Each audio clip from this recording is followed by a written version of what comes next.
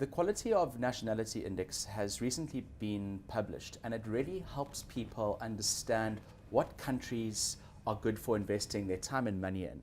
And Sandra Wust from Henley & Partners is here to tell us a little bit about the index and why it's so important. Sandra, how can South Africans utilize this index to make good decisions in terms of investing in other countries instead of going and living in England for 5 years to get another passport? Yes, Matthew. Well, first of all, South Africans aren't always aware of the fact that you can migrate your investment and that way actually become a national of another country, like you say, without spending that 5 or 10 years in another country.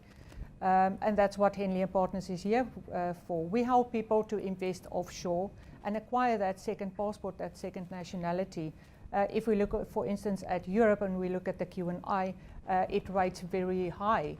The Q&I has got a rating of an internal, which looks at a country's economy, it looks at the human development, and it looks at the peace and stability of that country. So that internally, we rate the country on a point base. And then you've also got your external factors, of which what is the power of the passport? How many countries can you travel to? What is the weight of these countries? Is it significant countries? And then also we look at the settlement. Again, how many countries can you settle in and what is the weight of these countries? We look at that on the economy side.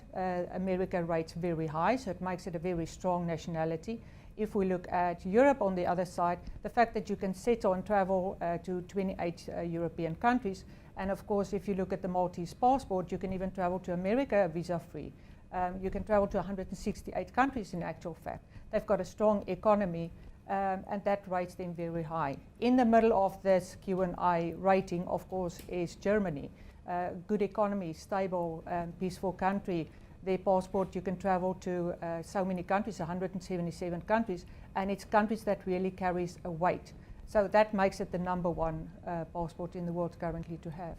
England's going to the polls next week to decide whether they should stay or whether they should leave the European Union, Brexit. How is this going to have an impact on their Quality of Nationality Index? Well, England still stays a very strong country. They've got a strong economy, although a lot of people say, you know, the economy might not be that strong. I'm not an expert on that. Yeah. But currently, you know, it takes some time. If they Brexit, it takes 2 years to actually get into this. And currently, I don't know, with the polls, it's 50-50. It can go either way. But if it had to go ahead, I think a lot of people want to know whether the whole investment of doing 5 years in England is as or 10 years is as worthwhile as it should be. Well, some clients prefer specifically the UK. They might have their businesses there, or they're in financial institutes, or they specifically want to raise their children or have them schooled there. Then they would specifically still go for the UK. But I mean, with an EU passport, it still gives you access to the other 27 countries. And I don't really believe it will have an influence on the visa-free travel for the rest of EU. But again, you know, I'm not the expert, and governments can go anyway.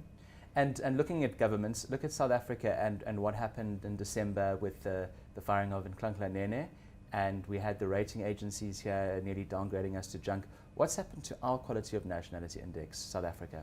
Well, currently South Africa is part of the BRICS, and there we're #4. We share that with India, Russia, and we're better than India, I have to say.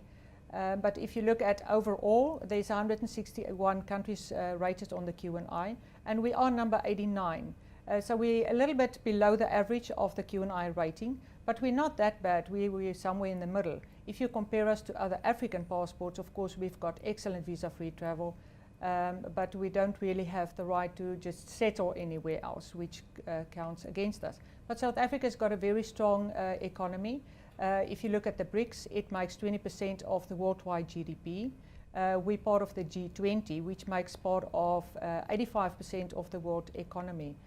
So we don't rate that bad on, if you look at economy-wise, but if you look at our travel, visa-free travel, you know, this is again where the Q&I can be handy to states. They should look at this and see, you know, what we can use or what we can do to actually make our nationality stronger. We should negotiate with other governments and get more visa-free travel.